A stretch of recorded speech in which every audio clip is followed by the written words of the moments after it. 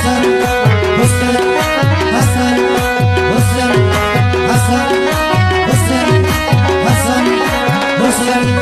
বিয়া কইরা কাশেম যখন জুম্মার নামাজ পড়ে, বিয়া কইরা কাশেম যখন জুম্মার নামাজ